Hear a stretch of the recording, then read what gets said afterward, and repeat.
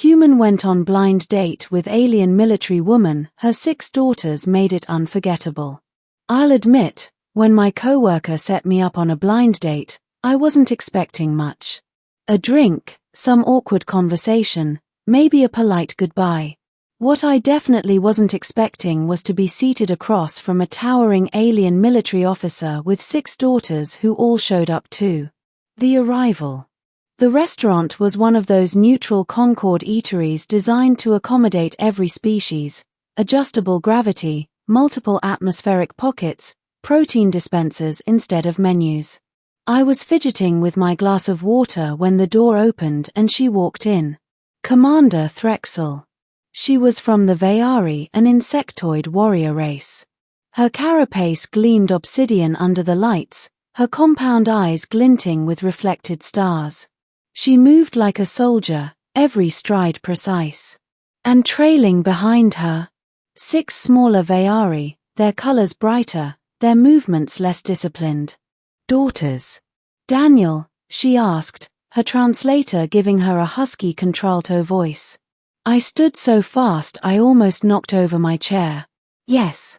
Ah. Hi. She extended one clawed hand.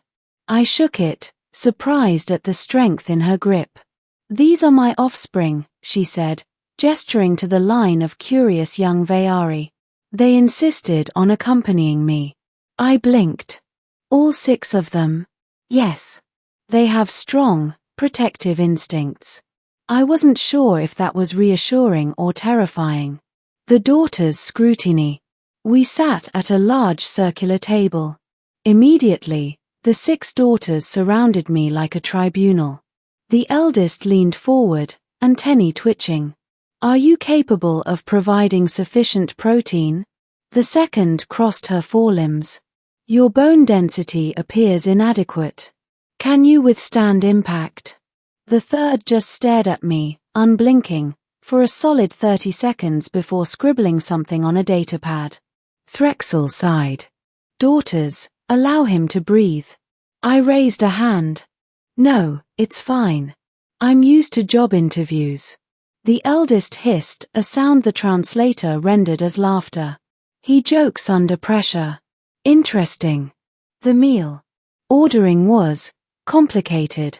The restaurant system glitched trying to process 7 Veyari protein requirements and 1 human pasta dish. While we waited, the daughters fired questions like plasma bolts. Do humans fight duels for honor? Would you kill an enemy with your bare mandibles? Why is your exoskeleton so soft? I did my best. We duel sometimes, usually with lawyers. No mandibles, but I make a mean right hook. And, yeah, our skin's pretty soft. That's why we invented clothes. That actually earned a chorus of impressed clicks. Threxel watched quietly, a faint glimmer of amusement in her compound eyes. The test. Halfway through dinner, the youngest daughter, barely half my height, dropped her nutrient cube onto the floor. It skittered under the table.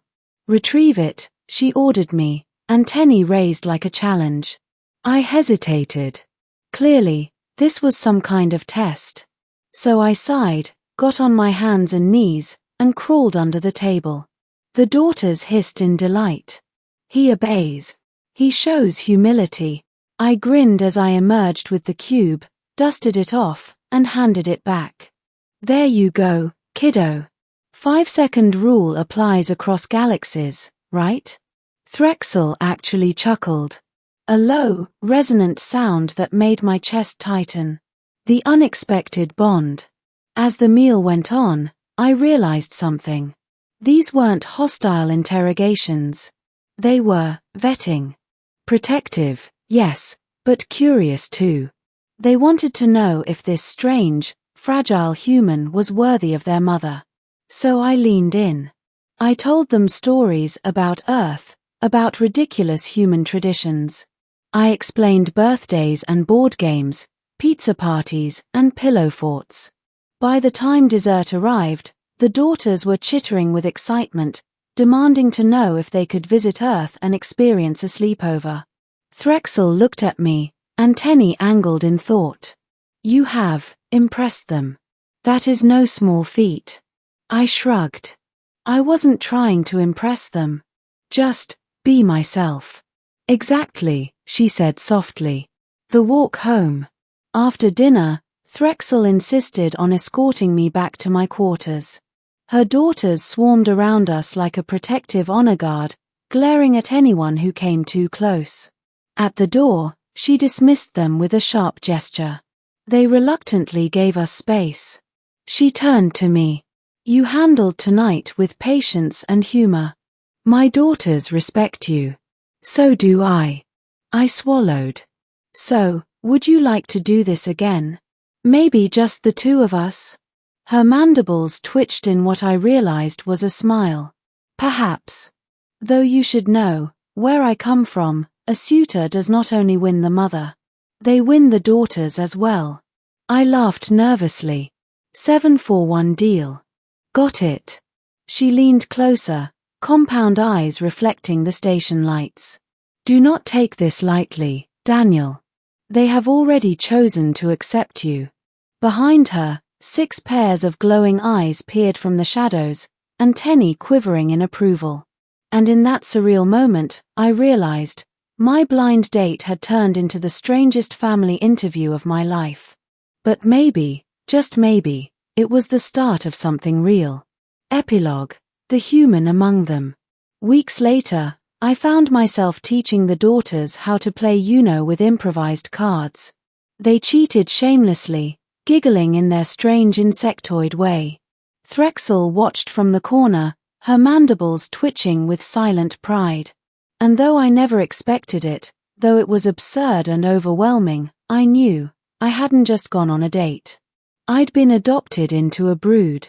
And somehow, against every odd in the galaxy, I belonged.